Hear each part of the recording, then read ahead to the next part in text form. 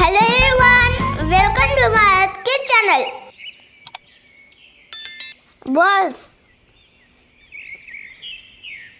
Birds are small animals.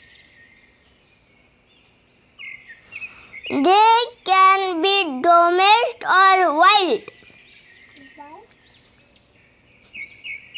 They use their beak to eat. Female birds lay eggs on their nest. There are lots of colorful birds in the world. Birds make their nest on the tree. Their mouth is called beak. They have feet and claws.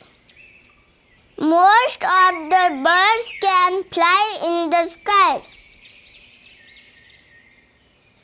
Their wings are covered with feathers. So friends, please like and share the video. Thanks for watching the video.